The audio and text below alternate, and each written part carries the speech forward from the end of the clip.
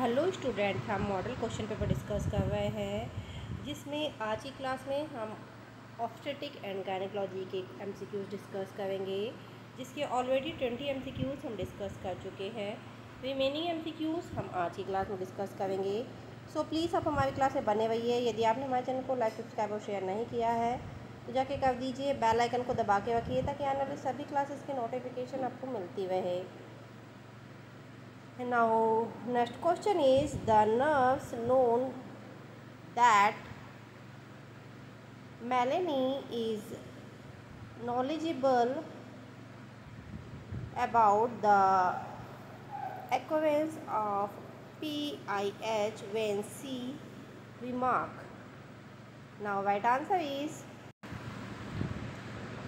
PIH occurs after the 20th week of age. Now next question.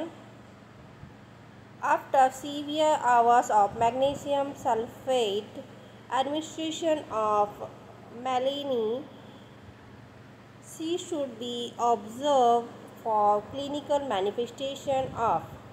तो अब हमने क्या किए हैं, मैग्नीशियम सल्फेट देने के बाद में उसको ऑब्जर्वेशन के लिए रखे हैं, ठीक है, क्लिनिक में। तो हम क्या ऑब्ज़र्व करेंगे, तो हम ऑब्ज़र्व करेंगे हाइपर मैग्नीसीमिया तो नहीं हो गया कहीं पेशेंट को, ये हम चेक करेंगे। Okay, now next question.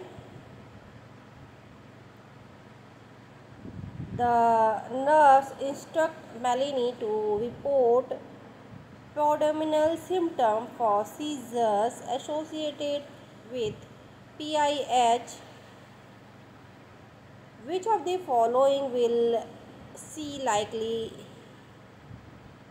identified?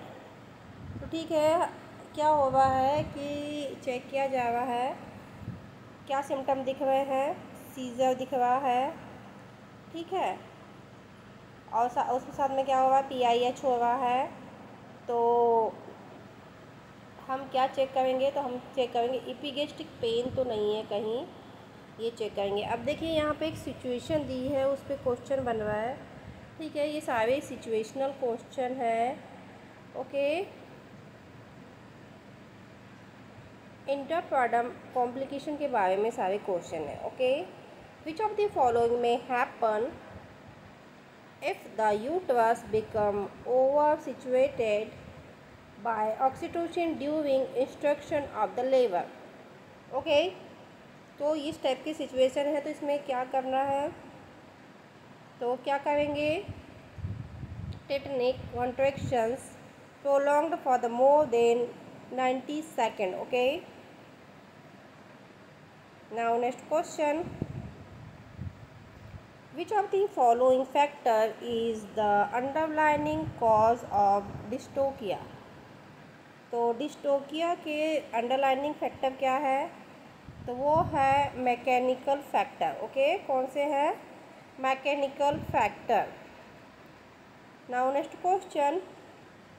When umbilical cord is insert at the edge of the placenta is term, तो क्या हो रहा है, एट टर्म में अम्बिलिकल कॉर्ड क्या होगी, इंसर्ट होगी, तो वो क्या कहलाएगा, तो वो कहलाएगा वेलामेंटस इंसर्शन। ओके, क्या कहलाएगा, velamentous insertion. Now next question. When fetal surface of the placenta present a central depression surrounding by a thickened greyish white ring, the conditions is known as। तो इस टाइप की condition क्या कहलाएगी, जिसमें क्या हो रहा है, सेंट्रल डिप्रेशन हो रहा है प्लासेंटा का। ओके, और ग्रेइश वाइटनेस विंग बन रही है, तो क्या कहलाता है ये, प्लासेंटा सर्कमवेलेटा। ओके, ये कंडीशन क्या कहलाती है, प्लासेंटा सर्कमवेलेटा। प्लासेंटा के बारे में आपने 3 कंडीशंस पढ़ी, 5 कंडीशन पढ़ी है ना, उनमें से ये डी वाली है, placenta circumvallata. Okay, now next question. Which of the following is derived form of mesoderm? तो मीजोडर्म का डिवाइड फॉर्म क्या है? वो है स्केलेटन सिस्टम। ओके, क्या है? Skeleton system. Okay, now next question, the average length of the umbilical cord in human being. तो जो ह्यूमन बीइंग होती है उसकी योवेज लेंथ कितनी होती है? तो वो होती है 55 सेंटीमीटर। ओके, कितनी होती है? 55 centimetre. Now next question, Uni execution of HCG is maximal between which day of gestation. तो कितने डे में होता है? तो वो होता है 60 to 70 डे में। Okay, Uni extension. Now next question, which of the following is not a part of conceptus। तो कौन सा पार्ट नहीं है? तो वो नहीं है डेसिडुआ। ओके, कौन सा पार्ट नहीं है? Decidua. Now next question, protection of the foetus against syphilis during the first trimester is attributed।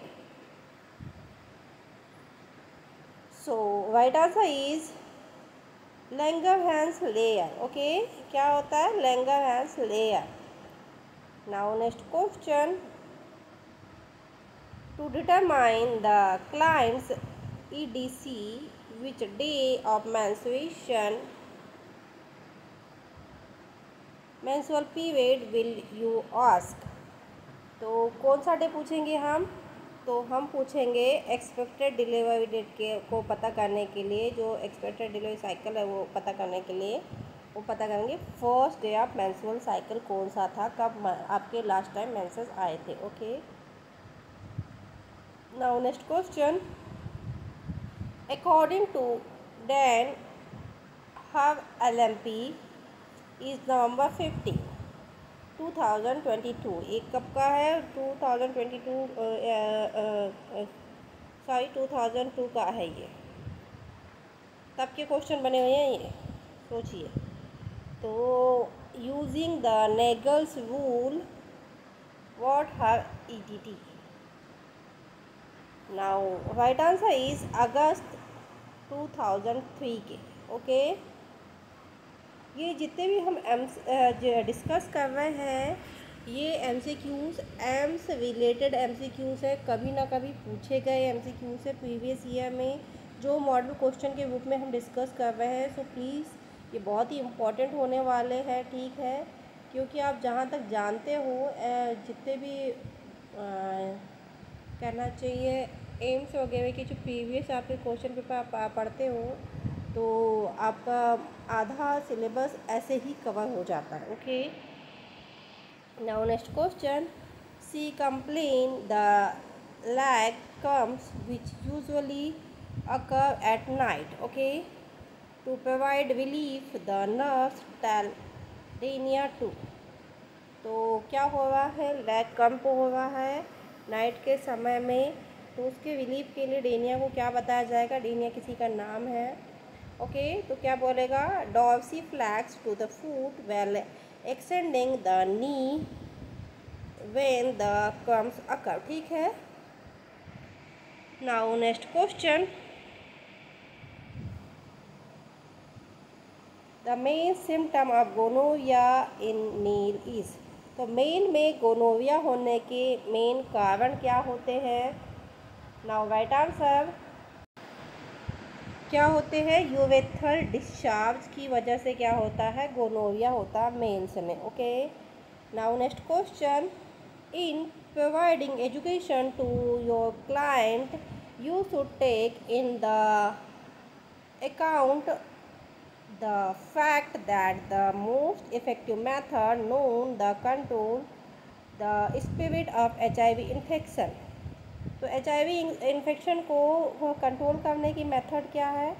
तो वो है ongoing sex education about preventive behaviour. Okay, क्या है? सेक्स एजुकेशन के लिए प्रिवेंटिव जो बिहेवियर होती है यानी कि सेक्स एजुकेशन के बारे में बताना है कि प्रिवेंशन भी रखना है करके। ठीक है, वेल सेक्स एजुकेशन देना है। Now next question, you counseled one of the client who developed herpes genitalis concerning follow-up care.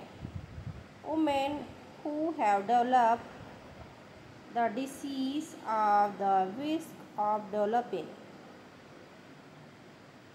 Now right answer is cervical cancer. Okay, क्या होगा right answer? Cervical cancer. Now next question, Chematic 19-year state that the has gonorrhea. Okay, in performing assessment the nurse should expect identify the following symptom. तो gonorrhoea है, 19 year old है ये कैमेटिक। तो क्या symptom आपको देखने को मिलेगा डिसयूरिया। ओके, क्या देखने को मिलेगा? Dysuria. Now next question, the nurse should explain the around 15 years that understanding gonorrhea in the female frequently leads कि यदि ज़्यादा लीड करता है तो क्या होता है? वो होता है obstruction of the fallopian tube. यदि फ्रिक्वेंटली गोनोरिया हो गया तो वो क्या करेगा? फैलोपियन ट्यूब को ऑब्स्ट्रक्ट करने लगता है। सो स्टूडेंट, ये थे बहुत ही इंपॉर्टेंट एमसीक्यू जो हमने आज की क्लास में डिस्कस किया। आई होप आने वाले सभी एग्ज़ाम्स के लिए ये इंपॉर्टेंट होने वाला है। सो प्लीज़ आप हमारी क्लास में बने रहिए। यदि आपने हमारे चैनल को लाइक, सब्सक्राइब और शेयर नहीं किया है तो जाके कर दीजिए।